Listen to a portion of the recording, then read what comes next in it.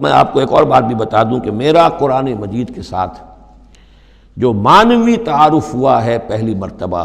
صحیح معنی میں، وہ اسی سورہ یوسف کے حوالے سے ہے،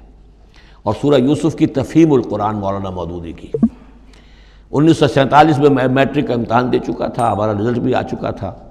لیکن یہ کہ اس کے بعد وہ فسادات کیا قتل عام شروع ہوا مسلمانوں کا مشرقی پنجاب میں۔ میں حصار میں تھا، تو حصار اس شہر کا نام تھا، لیکن ہم اس میں محصور بھی ہو گئے۔ تقریباً 1.5 مہینہ ہم نے مورچے بنا لیے اور اپنی حفاظت کرتے رہے۔ اس دوران میں ظاہر بات ہے کرنے کا کوئی اور کام تھا، وہ تو جو بھی مورچوں پر جن کی ڈیوٹی ہے وہ مورچوں پر کھڑے ہیں، باقی کوئی کام نہیں۔ تو میں اور میرے بڑے بھائی اس زمانے میں پھر ایک مسجد کے اندر بیٹھ کر، چونکہ انہوں نے بھی، وہ مجھ سے تو ویسے 6 سال بڑے ہیں، انہوں نے بھی جب میٹرک کیا تھا تو عربی پڑھی تھی، اور میں نے تازہ میٹرک کیا تھا، اور میرے پاس بھی عربی کا مضمون تھا،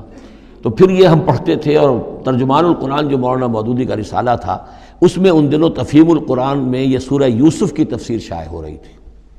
تو ان دنوں ہم مسجد میں بیٹھ کر یہ سورہ یوسف تفہیم القرآن سے، پھر چونکہ مجھے کچھ عربی آتی تھی اور تازہ تھی، اچھی تھی، تو اس میں یہ کہ ہماری گفتگو بھی ہوتی تھی، مذاکرہ کرتے تھے۔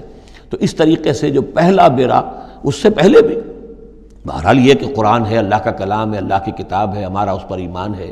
کچھ اس کو سمجھنا، کچھ پڑھنا، یہ تو تھا، لیکن جو ایک معنوی ایک ربط قائم ہوا، ذہنی رشتہ، ایک قلبی رشتہ، وہ در حقیقت سورہ یوسف اور سورہ یوسف کی بھی وہ تشریح و تعبیر کے جو مولانا مودودی نے تفہیم القرآن میں کی۔